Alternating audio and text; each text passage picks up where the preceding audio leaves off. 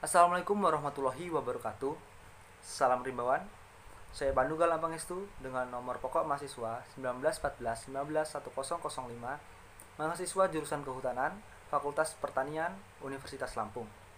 Di sini saya akan mereview sebuah jurnal dengan judul Studi Perilaku Gajah Sumatera, Elephas Maximus sumatranus, di Pusat Konservasi Gajah Taman Nasional Waikambas, yang ditulis oleh Anissa Salsabila, Gunardi Djoko Winarno, dan Arif Darmawan. Adapun pokok bahasan yang akan kita bahas adalah pendahuluan, metode, hasil dan pembahasan, dan kesimpulan. Pendahuluan. Gajah Sumatera merupakan golongan satwa yang terancam punah dalam Red List Data Book IUCN 2012. Gajah memiliki manfaat terhadap ekologi, yaitu melakukan penyebaran benih atau biji tumbuhan. Sedangkan manfaat secara ekonominya, gajah Sumatera dapat dijadikan suatu objek ekowisata atau rekreasi. Pusat Konservasi Gajah Waikambas didirikan pada tahun 1995 dan merupakan pusat pelatihan gajah pertama di Indonesia dan pusat pelatihan gajah Sumatera. Gajah-gajah di sana dilatih dan dimanfaatkan untuk wisata seperti atraksi, permainan sepak bola, berenang, dan lain sebagainya. Gajah Sumatera di PKG masing-masing memiliki pawang atau pengasuh. Gajah-gajah tersebut memiliki perilaku khas yang sangat menarik untuk disampaikan kepada pengunjung.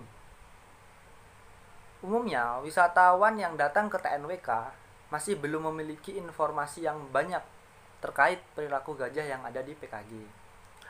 Hal ini ditunjukkan dengan banyaknya wisatawan yang datang ke TNWK bertanya kepada pawang atau pengasuh gajah di sana terkait perilaku gajah yang ada di TNWK tersebut.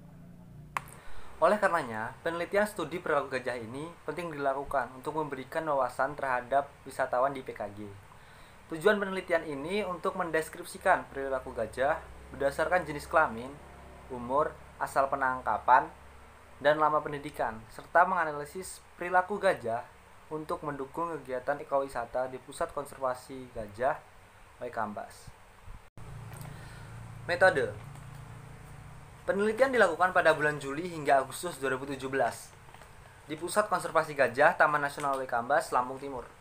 Alat yang digunakan meliputi jam digital, GPS, kamera, angket kuesioner, dan tali sheet. Objek penelitian yang digunakan adalah mahot yang dapat memberikan informasi tentang perilaku gajah. Jumlah mahot yang menjadi objek penelitian sebanyak 65 orang. Untuk pengumpulan data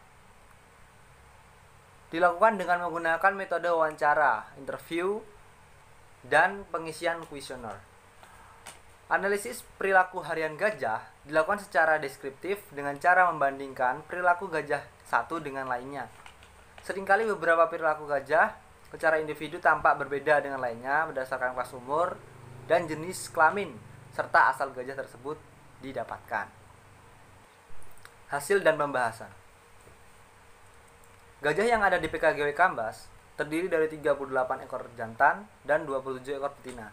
Berdasarkan tabel perbandingan jenis kelamin pada gajah di PKG Waikambas, jantan mendominasi dengan 58% dan betina 42%. Hal ini dikarenakan jumlah tangkapan gajah yang berasal dari luar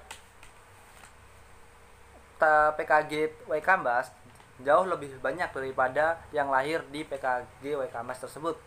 Gajah yang berasal dari tangkapan itu berjumlah 30 ekor, sedangkan yang lahir di PKG tersebut hanya 8 ekor. Sedangkan untuk betina 19 ekor, dan sisanya adalah gajah yang lahir di PKG tersebut. Struktur umur dapat digunakan untuk menilai perkembangan satwa liar, sehingga dapat digunakan untuk menilai prospek kelestarian satwa liar. Pengamatan terhadap gajah di PKG Waikambas dikelompokkan ke dalam 4 klaster umur. Yang pertama itu kelas umur bayi 0 sampai 5 tahun, anak-anak 6 sampai 10 tahun, kelas umur dewasa 11 sampai 15 tahun, dan dewasa lebih dari 16 tahun. Dan yang berdasarkan penelitian ini, umur yang paling banyak yaitu pada klaster dewasa. Selanjutnya disusul oleh bayi, anak-anak, dan yang paling sedikit adalah remaja. Pada dasarnya, gajah yang dimanfaatkan di PKG Waikambas telah melalui 3 tahapan, yaitu tataliman, binaliman, dan tataliman adalah upaya menata kembali populasi gajah yang telah terpecah sebagai akibat laju kegiatan pembangunan. Translokasikan gajah dari areal kegiatan pembangunan ke kawasan yang telah disediakan untuk gajah. Nah, untuk binaliman sendiri berarti kegiatan dalam upaya meningkatkan harkat hidup gajah sehingga gajah tidak identik sebagai satwa perusak, melainkan dapat diterima sebagai satwa yang berguna dan dicintai oleh manusia. Yang terakhir adalah gunaliman. Untuk gunaliman sendiri merupakan proses lanjutan agar gajah yang memiliki potensi besar dapat dimanfaatkan secara nyata oleh manusia dalam membantu kehidupannya.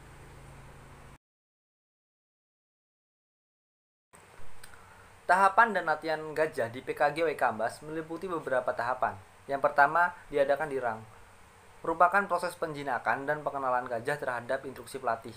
Yang kedua, angkat kaki depan, kanan, dan kiri sebagai sarana pendisiplinan diri. Yang ketiga, angkat kaki depan untuk panjatan pelatih. Yang keempat, mengenal instruksi, yaitu latihan untuk membiasakan gajah mengenal instruksi-instruksi seperti berhenti, jalan, belok kanan, belok kiri. Yang kelima, mengenal lingkungan. Pada tahap ini harus ada seorang pelatih yang menuntun di depan gajah sambil dinaiki lewat jalan ramai agar terbiasa dengan keadaan sekelilingnya. Yang keenam, belajar duduk di air. Yang ketujuh, belajar mengambil barang. Yang selanjutnya adalah latihan lanjutan, yaitu gajah dilatih dan diarahkan sesuai dengan kategori kepandaian dan keterampilannya masing-masing, seperti latihan lari, jumping, foto model, melangkahi orang, joget, sepak bola, dan keterampilan lainnya. Berdasarkan penelitian ini didapatkan bahwa tingkat kemahiran gajah di PKG Waikambas untuk mahir berkisar 70%, tahap lanjutan berkisar 30%.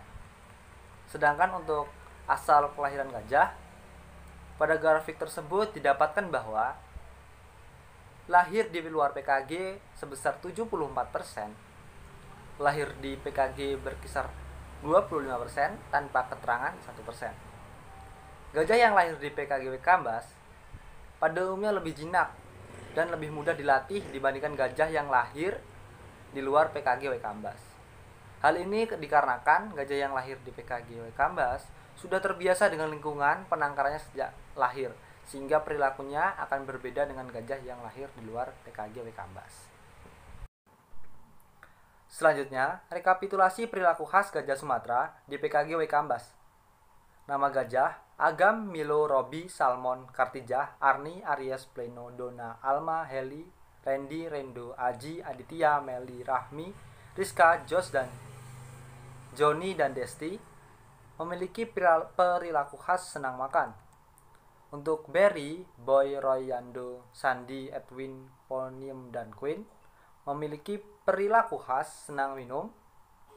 Untuk Rengo, Tony, Sogol, Daeng, Dennis, Melia, Leo, Haryono, Pangeran, Fatra, Aprilia, Erlin, Indra, Gadar, Sugeng, Patra, dan Ferdi memiliki perilaku khas bandel atau susah diatur. Untuk Karnangun, Renold, Cuni, Bunga senang berendam saat sedang mandi. Mambo, Suli, Dita, Carmila, Yuli, Yeti, dan Ratu Fitria akrab dengan pengunjung. Dan kelompok yang terakhir, Angga, Gunturia, Wulan, dan Amelia peka terhadap suara manusia. Sumber Taman Nasional Waikambas 2017.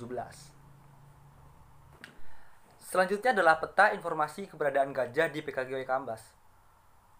Dapat dilihat pada peta tersebut ada beberapa spot titik keberadaan gajah di PKG Waikambas. Seperti ada di tempat atraksi gajah, kolam gajah, dan kandang gajah. Kesimpulan, perilaku gajah Sumatera, Elephas maximus sumatranus, dapat dilihat berdasarkan jenis kelamin, umur, asal penangkapan, dan lama pendidikan untuk mendukung kegiatan ekowisata di Pusat Konservasi Gajah Taman Nasional Waikambas. Gajah jantan memiliki sifat yang lebih agresif. Gajah jinak yang memiliki umur dewasa lebih mudah diinstruksikan oleh mahot. Gajah yang lahir di PKG lebih mudah untuk dijinakkan. Lama pendidikan berpengaruh terhadap perilaku gajah karena semakin lama dilatih maka gajah akan semakin jinak. Pelatihan yang dilakukan pada gajah jinak membuat gajah memiliki perilaku yang dapat mendukung kegiatan ekowisata. Seperti gajah yang memiliki perilaku akrab dengan pengunjung, dapat penghasilan karena wisatawan dapat menaiki punggung gajah. Selain itu, perilaku jinak harus dimiliki oleh semua gajah yang ada di PKG guna menjaga keselamatan wisatawan yang berkunjung. Daftar pustaka. Jurnal ini ditulis oleh Anissa Salsabila, Gunardi Djoko Winarno, dan Arif Darmawan. 2017. Studi perilaku gajah Sumatera, Elephas maximus sumatranus, di Pusat Konservasi Gajah Taman Nasional Waikambas. Skripta Biologika, volume 4, nomor 4, halaman 229 sampai 233. Oke, mungkin cukup sekian yang bisa saya sampaikan. Kurang lebihnya saya mohon maaf. Semoga apa yang saya sampaikan bisa menjadi wawasan yang berguna untuk saya sendiri dan khususnya untuk kalian semua. Saya Pandu Galang Pangestu undur diri. Wassalamualaikum warahmatullahi wabarakatuh.